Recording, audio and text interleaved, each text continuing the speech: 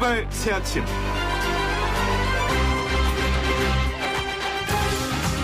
지난주 내내 대한민국을 떠들썩하게 만들었던 이른바 텔레그램 N번방 박사 조주빈. 이번 주에도 심상치 않은 소식이 많이 밝혀질 걸로 보이는데요. 조주빈의 협박을 받고 김웅 기자 배후에 삼성이 있을 것이라고 의심했다는 손석희 대표이사 JTBC 사장. 손 사장의 기자회견 내용으로 엄청 발끈한 삼성. 이외에도요. 청와대 실장과 판사를 사칭한 조주빈의 말을 믿고 재판을 잘 봐주고 캠코 사장을 시켜달라면서 3천만 원을 건넸다는 윤장현 전 광주시장. 보이스핀 인수책을 잡는 데 도움을 줬다면서 조주빈에게 감사장과 5회에 걸쳐 140만 원 상당의 신고 보상금을 줬다가 곤란해진 당시 인천 남부경찰서장. 주진모의 더러운 카톡 내용을 자신이 유출했다는 말에 이를 조사하느라 바빴던 형사들. 모두 조주빈의 이 때문에 지난 한 주 곤란을 겪었던 사람들입니다. 더 이상 조주빈의 이와 같이 이중 성격을 가진 악랄한 미꾸라지 한 마리 나타나지 않았으면 좋겠고요. 따뜻하고 상식적인 보통 사람들이 즐겨 듣는 YTN 라디오 노영의 출발 새 아침. 지금부터 출발하겠습니다.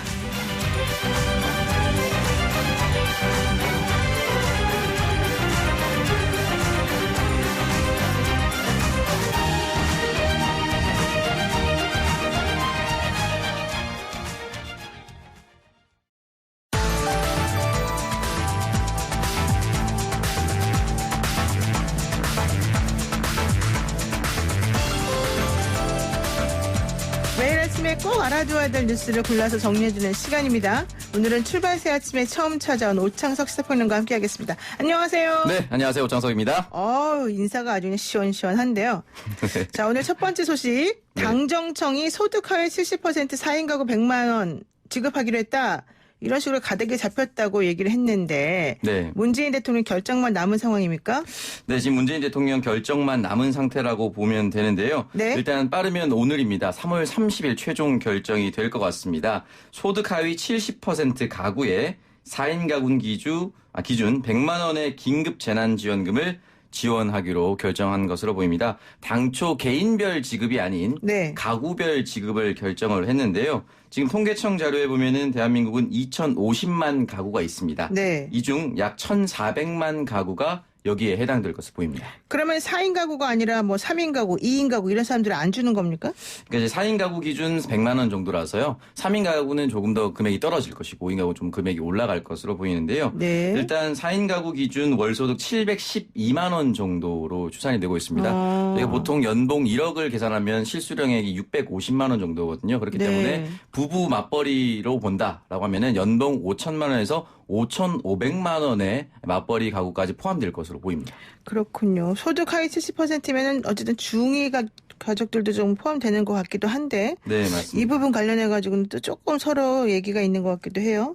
네, 일단 기재부 같은 경우는 최대한 이제 냉정하게 잡았다라고 표현을 하고 싶은데요. 네. 중위소득 100% 이하. 그러니까 절반 정도에 해당하는 가구에게 혜택을 주겠다라고 그렇죠. 얘기를 했고 네. 민주당 같은 경우는 70%까지 확대해야 된다라고 얘기를 하는데요. 정확히는 중위소득 150%면 75% 정도까지라고 그렇군요. 보시면 될 수 있습니다. 자, 어쨌든 지급 방식과 지급 시기는 어떻게 됩니까? 네, 일단은 현재 상품권과 체크카드 포인트 등이 있었는데요. 상품권으로 지급한다. 상품권이요?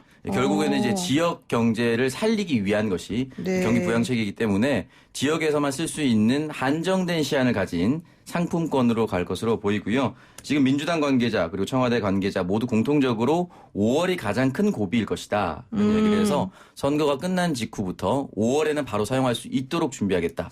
이렇게 하고 있는 것으로 알고 있습니다. 네, 그렇군요. 이 외에 뭐 또 추가로 얘기할 만한 거 있습니까? 네, 추가적으로 일단 저소득층과 영세 사업자의 3개월간 건강보험료, 산재보험료를 감면해주고 국민연금과 고용보험료는 납입을 유예하는 방안을 거론하고 있습니다. 그렇군요. 다른 나라에서도 이런 부양책이 있어요? 일단 다른 나라 살펴보면 미국 같은 경우는 2조 달러, 우리나라 돈으로 2,440조입니다. 네, 우리나라 총 예산의 6배가 넘는 금액인데요. 6배 달하는 금액인데요. 일단 미국 GDP 대비 10.3%에 이른다고 합니다. 네. 독일 같은 경우는 GDP 대비 30% 이상 지급하겠다. 라고 얘기를 했고요.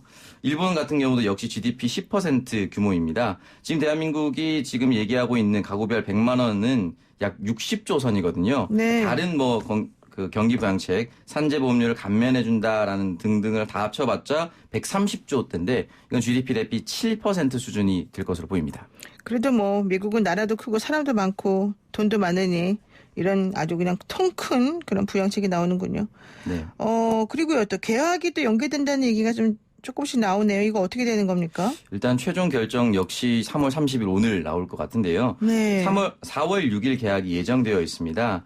하지만 이 미성년자들에게 코로나 바이러스가 더 심각할 수가 있다라고 얘기를 해서 교사와 학부모 모두 개학을 연기를 원하고 있습니다.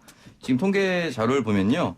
좋은 교사 운동에서 약 교사 4,000명 정도를 설문조사했습니다. 네. 이 중 73%가 연기해야 된다라고 이야기를 남겼고요. 네. NHN 에듀가 4만 명의 학부모를 대상으로 역시나 설문조사를 했는데 39.2%가 개학을 연기해야 한다라는 설문조사가 나왔습니다. 근데 그렇게 개학을 연기하면 아이들 학교는 어떻게 되는 건지 그게 궁금해요. 네, 일단 학사 일정의 차질이 불가피할 것으로 보이는데요. 일단 대부분의 학교에서 만약에 연기할 수 있는, 현재 법정으로 최대한 연기할 수 있는 시간이 4월 17일 금요일입니다. 네. 이렇게 연기될 경우에는 일단 중간고사는 거의 치를 수 없게 되고요. 개학을 하더라도 온라인 강의로 대체될 것이다. 이렇게 얘기를 하고 있습니다. 근데 온라인을 하려면은 선생님이 이제 어딘가에서 와이파이가 되는 곳에서 뭔가를 네. 강의를 하고 그게 학생들에게 전달이 되고 네. 아이들도 이렇게 컴퓨터가 있어야 되는 거고 막 여러 가지가 복잡하잖아요. 네, 사실 그런 부분에 있는데 일단 스마트 보급률이 높기 때문에 이 스마트폰을 통해서 어플리케이션을 통해서 그렇게 하고 일부 학교에서는 사실은 이미 이제 개학식 자체를 또 어플리케이션을 통해서 시행한 곳도 있습니다. 그렇군요. 근데 이제 아무래도 온라인 수업 하려면 또 아이들 같은 경우 성인은 또 조금 약간 큰 애들은 괜찮은데 뭐 8살, 9살 네. 이런 애들은 사실 엄마가 도와주지 않으면 좀 어렵지 않습니까? 사실 그 부분이 핵심인데요. 저 중고등학생 같은 경우는 이제 자기가 스스로 휴대폰을 만지고 접근을 할 수가 있는데요. 네. 특히 초등학생 저학년 같은 경우는 부모의 도움이 필요하기 때문에 이 부분에 있어서는 사실은 이제 추가적인 지원 대책이 필요합니다. 이 추가적인 지원 대책이라는 것은 결국은 부모 둘 중 한 명 또는 이제 부모 중 한 명이 자녀를 맡고 있어야 되거든요. 그럼 일단 출근을 해서 아이를 맡겨두는 부모 역시 이 모든 일정이 차질이 빚게 됩니다. 아니면 돌봄 교실 같은 데를 조금 소규모로 운영하면서 뭔가 선생님들을 도와주는 방법 이런 걸 해봐야 될까요? 글쎄 잘 모르겠네요. 네, 다양한 시도를 좀 해봐야 될 것 같습니다. 그런데요. 그러면은 어쨌든 그렇다고 치고 중요한 거는 수시를 치러야 되는 고등학교 3학년인 것 같아요. 고3 애들은 사실은 1학기까지 성적이 나와야지 그걸 반영해서 수시를 치를 수 있는 거 아니에요? 네, 근데 이제 고3 학생들에 대해서도 어떻게 평가할 것인가에 대해서 선생님들끼리도 이제 혼선이 있습니다. 사실 이제 수시를 치르기 위해서는 중간고사 또는 수행평가를 해야 되는데요. 그렇죠. 중간고사 같은 경우 사실 동일한 시험대이기 때문에 큰 차이가 없을 수 있다라고 얘기하지만 수행평가는 얼마나 시간과 자본과 노력을 투입하느냐에 따라서 완전히 다른 결과가 나옵니다. 네. 그렇기 때문에 공평하게 하기 위해서는 종이 시험을 쳐야 된다라는 입장도 있지만 근데 종이 시험을 치르기에는 너무 학사 일정이 짧기 때문에 출제 범위가 너무 좁아진다. 그렇죠. 또 이런 문제가 또 발생하고 있습니다. 야, 이거 진짜 만만치 않은 일인데요. 교육부가 오늘하고 내일 중에 어떤 결정을 내릴지 한번 지켜봐야 될 것 같군요. 네, 맞습니다. 자, 그리고요. 또 코로나가 모든 특수를 사라지게 만들었다. 이건 무슨 말이에요? 사실 4월 총선이 다가오면은 지역에 있는 인쇄 업체들이 특수를 누립니다. 네, 그래서 맞아요. 명함이라든지 공보물을 만든다든지 또는 정부에서 선관위 차원에서 투표합시다라는 것까지 운동을 할 수가 있는데요. 지금 이 인쇄 업체가 큰 타격을 받아서 선거 운동할 수 있는 움직임 자체가 적어졌기 때문에 할 수 없게 돼서 지금 인쇄소 대표 같은 경우는 정부에서 나라살림장터 같은 곳에서 강제로라도 이런 부분에게 좀 입찰을 맡겨달라. 너무 큰 타격이 있다라고 이제 소상공인들이 얘기를 하고 있습니다. 안 그래도 저희 의뢰인도 인쇄업 하시는 분들이 많은데 요즘 네. 울상이신데요. 네, 맞습니다. 또 이제 사실은 이게 빛이 있으면 그림자가 있고 그림자가 있으면 빛이 있다고 인쇄업계는 또 이렇게 힘들지만 또 상대적으로 온라인 업계는 좀 형편이 낫다 이런 얘기도 나오더라고요. 네, 사실 이제 온라인 선거 운동을 할 수 있는 이제 SNS라든지 유튜브라든지 매체들은 훨씬 더 이제 특수를 누리고 있다라고 볼 수가 있는데요. 일단 광진을의 민주당 후보 고민정 후보는 고민정 TV를 개설하고 선거 운동에 나섰습니다. 네. 개설한 지 3일 만에 구독자 수가 6만 명이. 오, 3일 만에? 됐고요. 그럼 잘 된 거예요? 잘 몰라서. 글쎄요. 근데 사실은 이제 중요한 건 지역 선거는 해당 지역의 주민들이 투표를 하는 것이라 전국에 있는 사람들이 6만 명이면 사실 또 지역에는 큰 영향을 미치지 못할 수도 있습니다. 그럴 수 있군요. 그럼 그런 거는 확인할 수 없나요? 우리 동네 사람인지 아닌지 필요 없으면 나가요 이렇게. 그건 아닌가요? 나가고 할 수는 없겠지만. 나가면 좀 이상하겠죠? 네. 확인할 수 있는 것으로 알려져 있습니다. 네. 그 오창석 평론가 같은 경우에는 이런 쪽은 잘 알 것 같은데 어떻습니까? 후보들이 이런 상황이 닥치면 좀 걱정되지 않을까요? 일단 힘들죠. 왜냐하면 지역 주민들 악수 한번 해야지 또 나를 찍어준다는 확신이 생기는데 지금 이렇게 온라인으로 한다는 거는 사실은 아주 힘든 상황이에요. 이 사람이 나를 찍어줄지 안 찍어줄지도 모르고 거기서 힘내세요라고 댓글 다시는 분이 우리 지역구의 주민인지 아닌지 알 수가 없거든요. 그렇죠. 네, 그렇기 때문에 선거운동 최대한 어렵고 지금 다른 후보들 같은 경우는 그래서 해당 지역에 있는 골목 식당을 투어하면서 자영업자를 돕자. 우리 지역에 여기에 맛집 있으니까 한번 가보세요. 뭐 이런 것들도 하고 있습니다. 사실 뭐 제가 아는 어떤 삼선의 중진 의원도요. 어떤 당에 뭐 온라인으로 하는 것도 자기는 방법을 잘 모르겠다. 연세가 있으시니까. 네. 그리고 방법을 뭐 대면할 수도 없다. 그래서 본인이 스스로 텔레비전을 만들었다는 거예요. 누구누구 TV 이렇게. 네. 근데 구독자가 몇 명인 줄 아세요? 5천 명도 안 되더라고요. 거의 한 2주 됐는데. 네. 그래서 이게 무슨 의미가 있는지 걱정이다 이런 얘기 하시는 거 보면 이런 선거운동도 또 연령과 성별과 이 지역과 인지도에 따라서 일희일비가 있는 것 같습니다. 네, 그 맞습니다. 선거운동 풍속도가 이제 이런 식으로 바뀌었는데 결과론적으로는 그것에 따라서 웃는 후보와 웃지 않는 후보가 바뀔 것 같은데 오창석 평론가가 보시기엔 어떻습니까? 후보라면은. 일단 지금 같은 경우는 가장 뚜렷하게 할 수 있는 선거운동이 아침 출근길 인사와 퇴근길 인사입니다. 인사를 해서 얼굴을 딱 알린다? 예, 그래서 그 피켓을 들고 있는 것이 가장 확실한 방법이고 네. 해당 지역구 내 버스 종점이라든지 지하철 출발지가 있는 곳 그렇죠. 그것을 집중 공략해야 될 것으로 보입니다.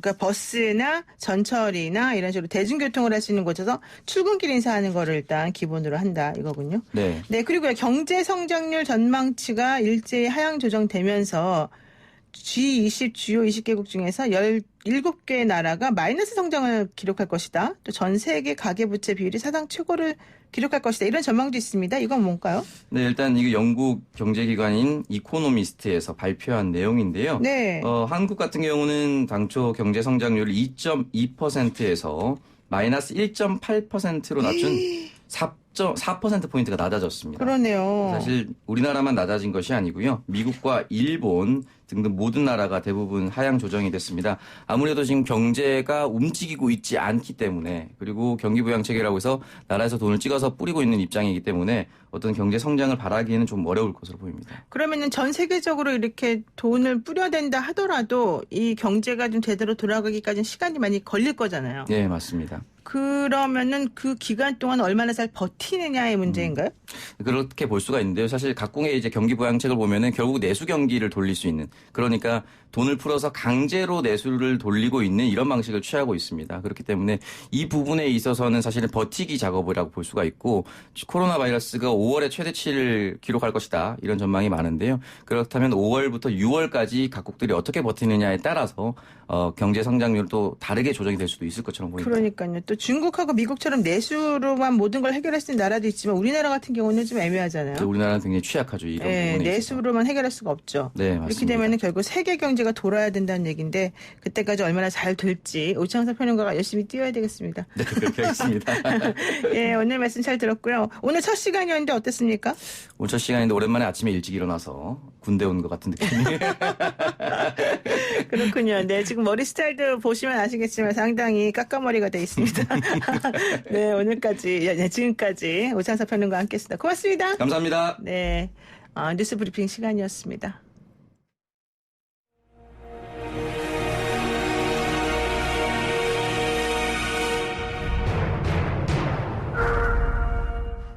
그 누구도 예상할 수 없는 그곳으로 떠난다. 예측 불가 총선 격전지.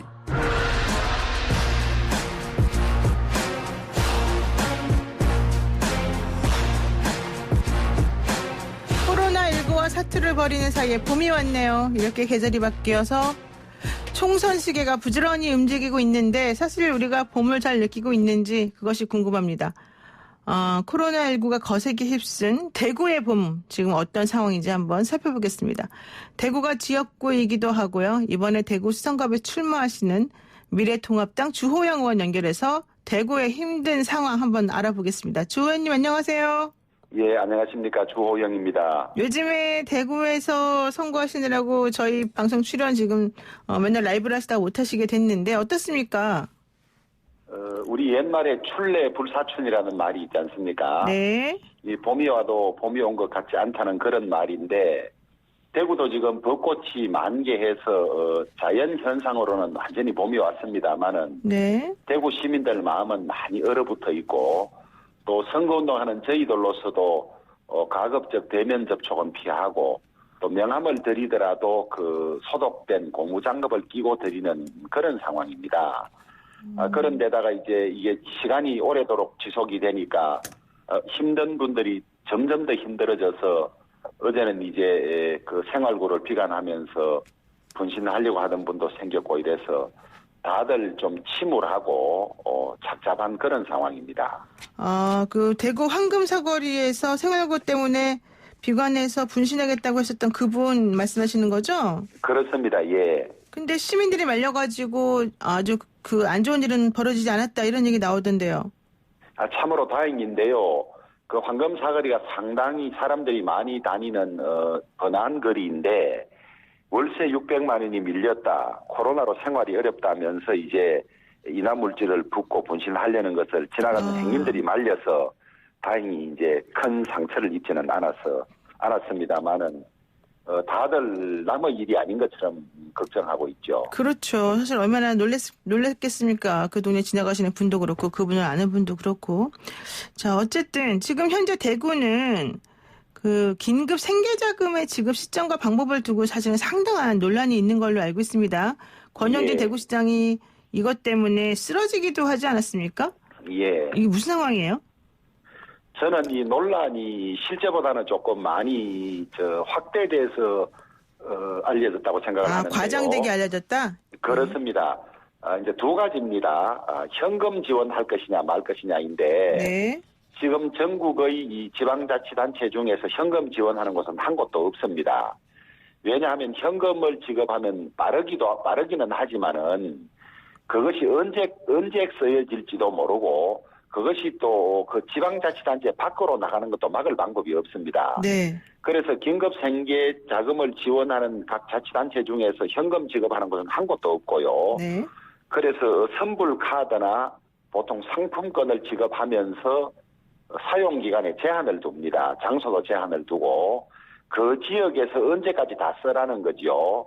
그런데 이 긴급 생계 자금이 받는 사람만 도우려는 것이 아니라 그 지역의 소상공인들이나 그다음에 그 일반 상가들의 빨리 가서 구매 행위를 해서 경제를 좀 돌아가게 하자는 거기 때문에 네. 현금을 지급하면 그것이 불가능해요. 그래서 이제 그런 측면이 있고 선불 카드를 만드는데 상당한 시간이 필요한 모양입니다. 네. 그리고 대구는 다른 곳과 좀 특이한 것이 이 코로나19로 자가격리됐던 분이 2,000명이 넘어서는데 이 지금 직업을 담당하는 일선 자치행정센터의 직원들이 그분들을 돌보느라고 지금 거의 과로에 쓰러질 지경인데다가 또 4.15 총선에 투표소를 설치하고 선거 관리하는 업무들을 대부분 이분들이 맡아 있습니다. 네. 이런 상황에서 이것을 지급하는 것이 물리적으로 빠르지 않다. 대략 이 선거가 끝날 때 돼야 좀 풀릴 것 같다. 아마 이런 계획을 대구시가 세웠던 모양인데 일부 정당에서 일부러 선거 때문에 늦춘다는 식으로 문제를 삼고 와서 그렇게 알려졌을 뿐이지 대구시로서는 최선을 다해서 한다는 것이 아마 그런 정도의 시간이었던 것 같습니다. 그런데 이제 이걸로 왜 빨리 지급하지 않느냐고 이제 항의가 오고 이러니까 대구시도 이 완전히 이 경무에 또 과로로 쓰러질 지경이긴 하지만은 최대로 앞당겨서 4월 3일부터 접수를 받아서 4월 10일부터 지급하는 걸로 아마 당길 것 같습니다. 네. 원래도 본인이 직접 와서 수령하는 것만 조금 늦어질 것 같고 우편 수령은 원래도 4월 10일에 하려고 했던 것인데 그런 점을 종합하면 조금 대구시가 최선을 다하는데도 불구하고 민주당이나 이런 데서 일부러 늦춘다고 했고 일부러 늦춘다고 알고 있는 시민들이 조금 항의했던 것 같습니다. 저희들로서는 이 시장님이 저희들 미래통합당 출신이고 빨리 지급되면 저희들 선거에도 별로 불리할 것이 없는데 일부러 늦출 아무런 이유가 없습니다만은 이런 점에 대해서 없었으면 합니다. 그러니까는 대구의 그 시장님께서 이거 포퓰리즘이다 이러면서 여기 좀 반발하는 의미에서 총선 지나고 주겠다. 안 그러면은 선거에 영향 미칠 수 있다. 이렇게 해서 안 되는 걸로 알려졌는데 사실은 그게 아니었다는 전혀 얘기네요. 사실이 아닙니다. 아니고 또 이 대구시가 지급하는 시기가 그 경기도는 지금 말하자면 고르지 않고 전 도민에게 다 지급하니까 그 시간이 전략돼서 조금 빠를 뿐이고 네. 다른 시도 민주당이 지방자치단체장을 하고 있는 다른 시도에 비해서 대구가 늦지 않습니다. 그렇군요. 그러면 예. 어쨌든 그렇게 뭐 지급 시기 가지고 얘기하는 것도 사실 일종의 선거 전략이었을 수 있다 이렇게 보네요. 아니, 저희들은 그렇게 보고요. 오히려 빨리 지급하면 저희들 미래통합당으로서는 좋은 일이죠. 네, 좋습니다. 자, 그런데요. 이제 이런 상황에서 황교안 미래통합당 대표의 발언이 있었습니다. 코로나19 사태와 관련해서 교회 내 집단 감염이 거의 없다. 코로나 사태 극복의 공은 박정희 전 대통령이 도입했던 현 의료보험제이기 때문이다. 이런 주장을 사실은 자신의 SNS에 썼다가 조금 반발을 사고 있는 모양이거든요. 이런 황 대표의 발언은 어떻다고 보세요? 제가 황 대표 발언의 배경이나 이런 것을 정확하게 모르는 상태에서 언급을 하는 것이 좀 조심스럽습니다만은 네. 교회 문제는 신천지 교회 때문에 늘 신천지 교회 그러니까 교회가 전체 교회가 온상이 아니냐. 아마 이런 오해를 받는 것에 대해서 그런 말씀을 하신 것이 아닌가 싶고요. 교회도 몇 개의 교회를 제외하면 대부분 전국의 교회가 예배도 드리지 않고 방역에 적극 협조하고 있는 그런 상황으로 알고 있고 집단 감염자가 나온 경우도 드물어서 아마 그런 인식하에서 그런 말씀을 하신 것 같고요. 그다음에 우리가 이 의료적으로 방역이 성공할 수 있었던 것은 의료 건강보험 체계가 촘촘히 잘 짜여진 것이다. 네. 미국이 이 건강보험 체계가 우리보다 미비하고 이 또 코로나 진료에 개인이 부담할 비용이 막대해서 적극 대처하기 어려운 점이 있었다고 전문가들이 지적하는 것을 보면 우리는 누구나 이런 일이 생기면 누구나 병원에 가고 긴급 조치가 가능한 것이 결국 세계적으로 인정받는 건강보험, 의료보험 체계 때문에 그런데 이것은 여러 가지 역사적인 사실이나 관련자들의 증언을 들어보면 이 장관들이나 관련 부서, 보건복지부나 경제부처에서 반대했음에도 불구하고 1977년인가요? 박정희 대통령께서 강하게 밀어붙여서 된 것이기 때문에 우리가 그것을 잊어서는 안 되는 것 아니냐. 아마 이런 취지에서 말씀하신 걸로 알고 있습니다. 그러면은 왜 황교안 대표는 교회 내 집단 감염이 거의 없다 이런 말을 왜 했을까요? 이 시점에? 교회가 마치 집단 감염의 오염인 것처럼 집단 감염의 온상인 것처럼 알려진 측면도 있고 또 정세균 총리나 이런 분들이 교회에 대해서 계속 무슨 예배를 하면 행정 조치를 발동하겠다 이러니까 그런 것만은 아니라는 것을 말씀하기 위해서 그런 것이 아닌가 이렇게 생각을 합니다. 어쨌든 그래도 그런 발언은 좀 부적절했다 이렇게 보시는 거군요. 저는 뭐 부적절했다고 보지는 않습니다. 그래요? 예. 지금 예를 들면 서울에 있는 그 중앙만민교회에서 사실 확진자가 좀 대거 나오는 과정 중에 가산 디지털 단지에는 콜센터 직원이 또 포함되어 있어서 오늘 그 콜센터 사람들 한 78명 정도를 전수조사한다는 얘기가 있어요. 이 얘기는 무슨 얘기냐면은 그렇게 교회 내에서 하지 말라 그랬더니 지하실에다가 이렇게 장소를 마련해서 예배 보는 그런 모습들이 있었었고 그런 것으로 인해서 확진자가 늘어나는 거 아니냐 또 지난번 콜센터처럼 집단 감염이 일어나는 거 아니냐 이런 우려 때문이거든요. 저는 전국에 교회가 수만 개가 있고 그 수만 개의 교회가 다 지키지 못할 수는 있지만은 마치 교회가 이 코로나19 집단 감염의 온상인 것처럼 비춰지는 것은 아니지 않느냐 이런 생각을 가지고 있습니다. 그렇군요. 예. 그렇습니다. 그러면 일단 현 의료보험 체계 때문이라는 것은 예전에 이제 박정희 전 대통령이 도입한 이 체계가 현재 지금 잘 자리를 잡고 있기 때문인 것이고 교회 관련된 내용은 조금 부적절하게 잘못 얘기가 되고 있는 것 같다. 이렇게 정리를 하겠습니다. 예. 그리고 이제 미래통합당이 선거를 20일 정도 앞두고 등장한 김종인 총괄선대위원장에 대해서 어떠한 기대를 하고 있는지 또 김종인 선대위원장이 어떤 영향력을 받을 수 있을지 이게 조금 또 궁금하다 이런 분들이 많습니다. 저는 영향력은 많이 발휘할 걸로 보고요. 이분이 경제를 잃는 감각이라든지 또 정치 선거 판세 전체를 잃는 눈이 탁월합니다. 그래서 여야를 넘나들기는 했지만은 가는 데마다 소위 정권을 만드는 데는 성공을 하신 분이거든요. 네. 그래서 첫째, 이분이 이 미래통합당의 이 선대위원장을 맡으셨다는 것은 미래통합당이 승리할 것을 확신하고 맡았다고 보고 있고, 그런 것들이 국민들에게 이번 선거는 미래통합당이 이기는 선거이구나 하는 그런 판단을 심어줄 수 있기 때문에 선거 국면에서 매우 유리하다고 보고 있고요. 또 이분이 경제 전문가로서 바로 일을 시작하자마자 어제 기자회견을 통해서 비상 상황에서 긴급히 예산을 새로 편성해서 100조 이상을 코로나 극복에 써야 한다고 하신 거라든지 이런 큰 흐름을 읽고 큰 줄기를 정리하는 능력이 탁월하시기 때문에 그런 면에서 영향력도 있고 이번 선거에도 저는 중도층 득표에 큰 도움이 될 거라고 보여지고 또 문재인 정권의 경제 실정을 공격하는 데도 아주 적절하게 하실 거라고 그렇게 보고 있습니다. 그런데 사실 선거가 20일 정도밖에 남지 않았고 지금 코로나 이런 것 때문에 다들 정신이 없는 상황이어서 김종인 선대위원장이 예전에 했던 정도의 그런 일을 하긴 시간이 부족하다. 오히려 황교안 대표가 김종인 카드를 계속해서 고수했던 것은 본인의 공천 잡음으로 빚어진 비판을 조금 물타기 하려는 거다. 이런 얘기 있고요. 또 하나는 선거가 패배하더라도 책임을 분산시키기 위한 출구 전략이다. 이런 얘기 있습니다. 이거 어떻게 보십니까? 그리고 정치권에는 온갖 억측과 상상이 난무하는데요. 이 선거가 패하면 황교안 대표가 책임을 피할 방법이 없습니다. 사실은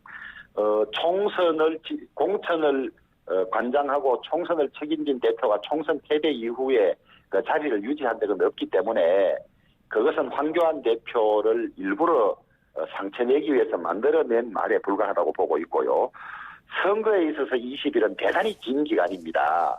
선거가 다가올수록 메시지들이 선거에 관한 메시지들이 많아지고 언론 보도나 뉴스들도 전부 선거에 집중하기 때문에 선거에 있어서 20일은 판세를 바꾸고 그다음에 성패를 가르는데 충분한 시간이라고 생각하기 때문에 늦지 않다고 보고 있습니다. 아, 그렇군요.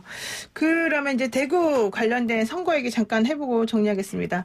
대구의 최대 격전지 수성갑 선거구 지금 사선의 두 정치인인 김부겸 더불어민주당 후보와 우리 지금 인터뷰하고 계시는 주호영 미래통합당 의원이 맞붙게 됐습니다.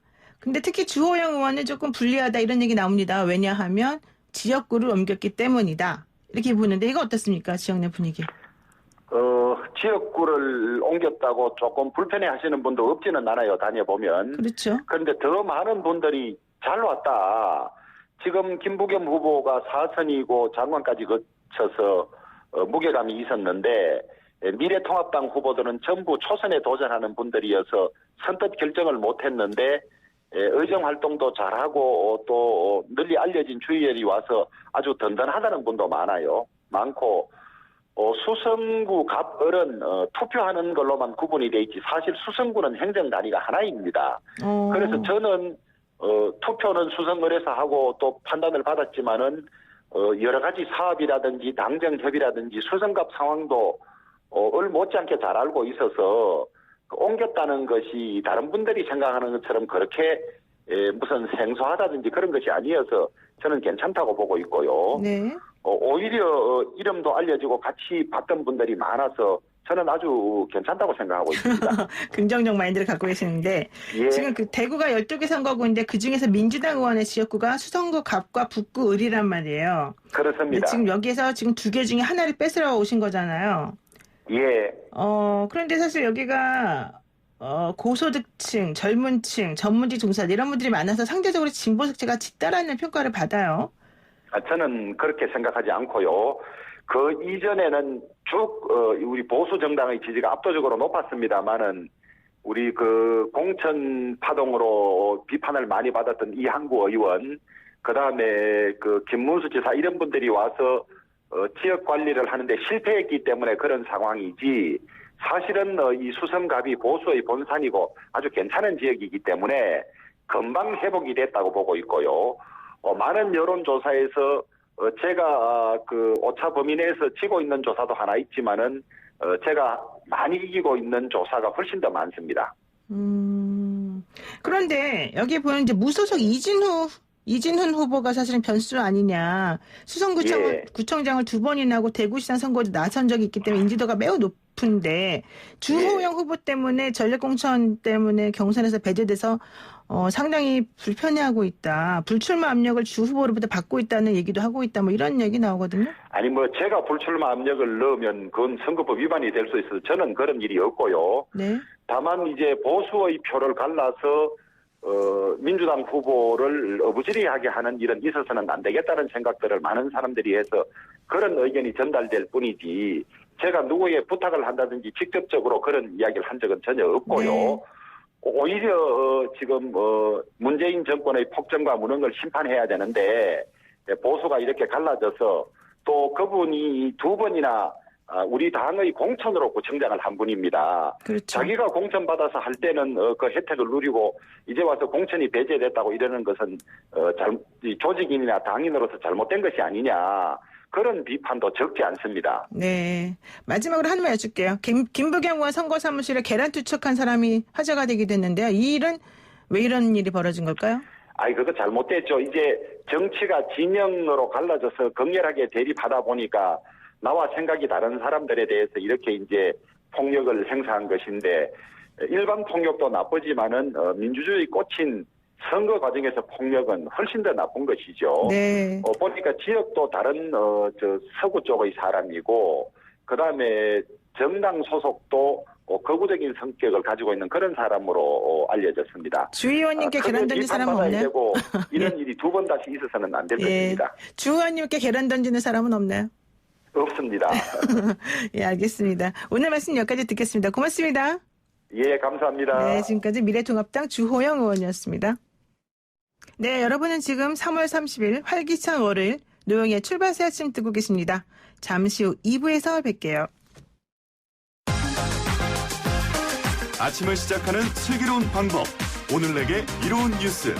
노영희의 출발 새 아침 슬기로운 인터뷰. 제2, 제3의 N번방 사건을 막기 위한 대책 마련이 시급한 가운데 바로 어제 29일이었죠. 디지털 성범죄물에 있는 온라인 채팅방에 가입하거나 들어간 행위만으로도 처벌을 해야 된다. 이런 얘기가 많으니까 그런 관련된 내용 법안을 발의된 상황이 있었습니다. 박사 조주빈 등 운영자뿐만 아니라 그 방의 회원들도 신상 공개 및 처벌을 할 수 있는지 법안을 발의한 더불어민주당 박광원 의원 연결해서 한번 들어보겠습니다. 의원님 안녕하세요. 네, 안녕하세요. 반갑습니다.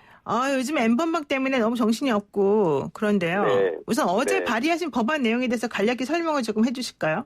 네, 조금 전에 말씀하신 것처럼 전원 처벌, 전원 신상 공개를 요구하는 것이 국민들의 강한 목소리거든요. 네. 그러니까 강력하게 처벌해서 철저한 예방 대책을 세우라 이건데요.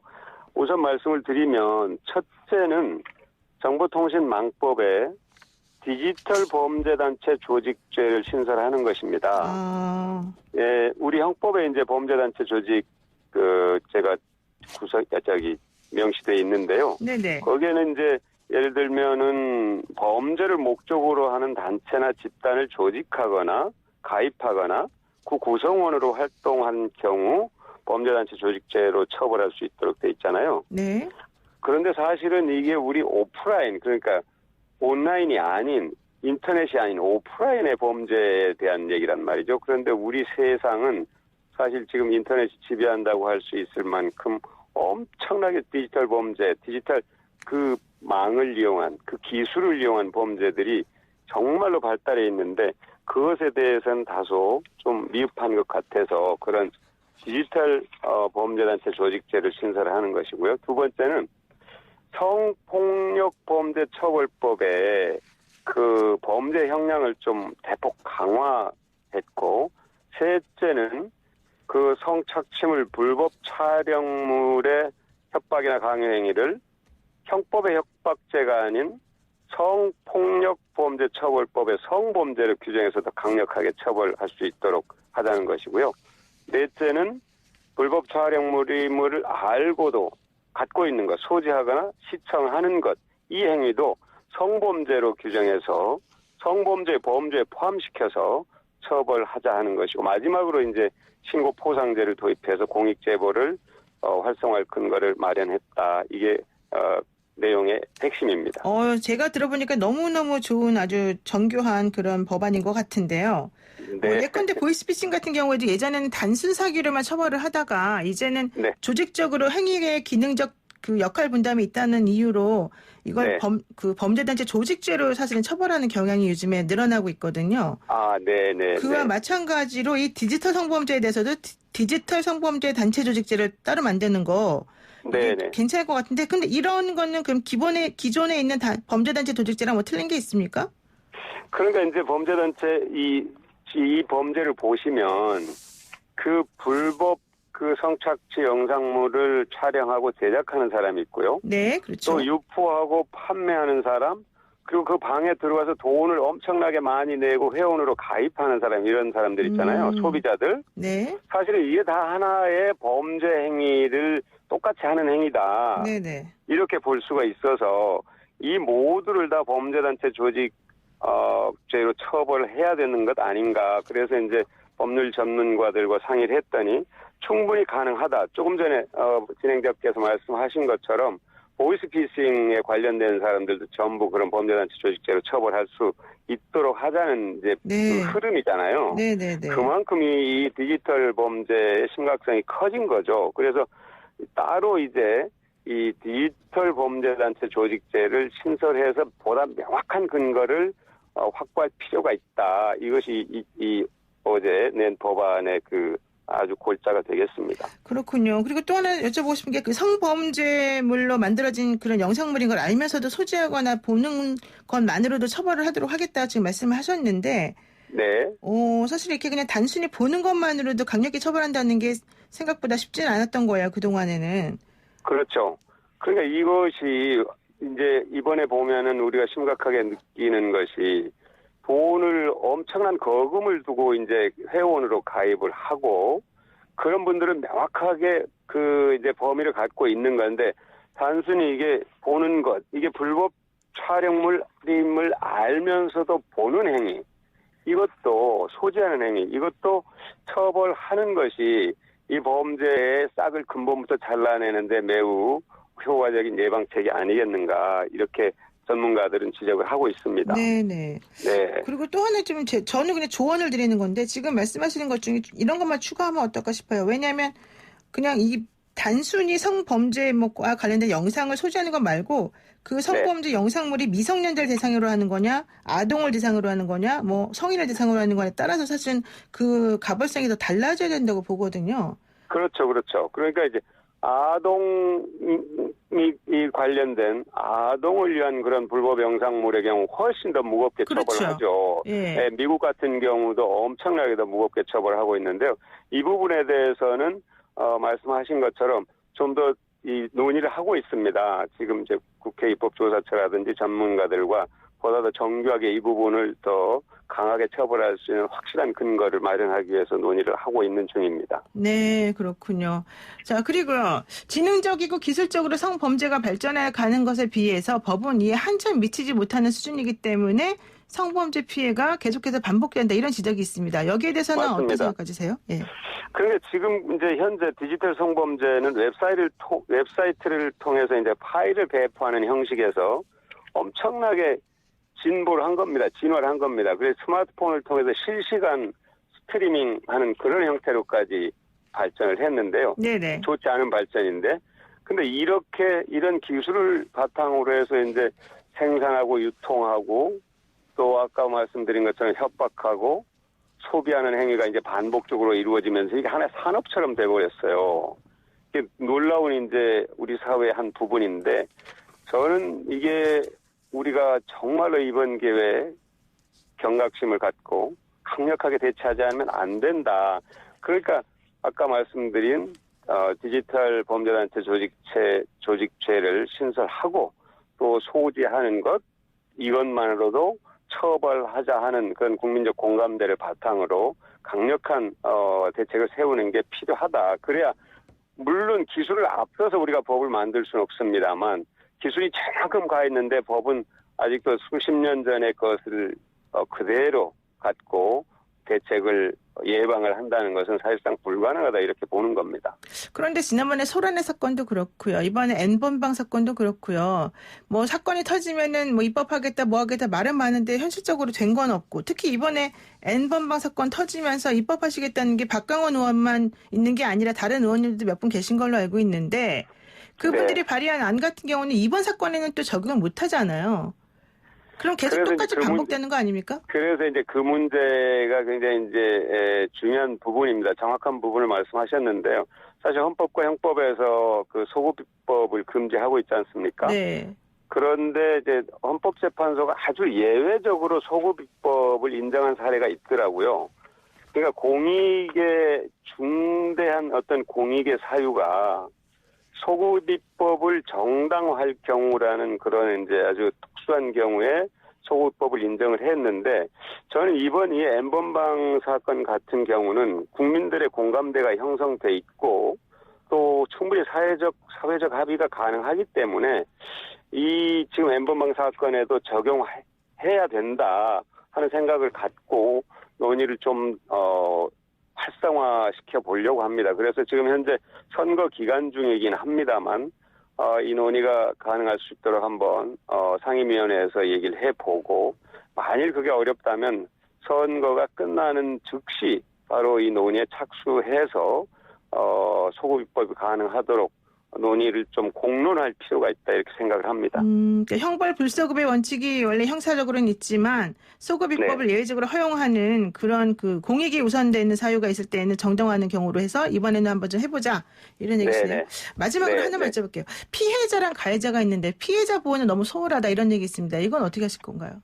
그 문제가 매우 중요한데 사실은 그 피해자들이 좀 말씀드린 것처럼 협박이나 강요에 의해서 아무런 자기 그 보호를 위한 그런 활동을 못 하고 있거든요. 행동을 요구를 못 하고 있고 주장도 못 하고 있는데 이 부분을 그러니까 가해자를 이런 행위에 대해서 더 엄정하게 처벌함과 동시에 이 피해자들 우리 사회가 정말로 그 세계에서 구해내야 되고 또 그들을 치유해야 되는 그런 문제에 대해서 저는 이게 아주 우리 나라가 국가적으로 많은 예산과 함께 그런 제도를 확보하는 것이 매우 필요하다고 봅니다. 네, 알겠습니다. 오늘 말씀 여기까지 듣겠습니다. 고맙습니다. 고맙습니다. 네, 지금까지 박광원 더불어민주당 의원이었습니다. FM 94.5MHz YTN 라디오 노영의 출발 새 아침 8시 정각에 돌아오겠습니다.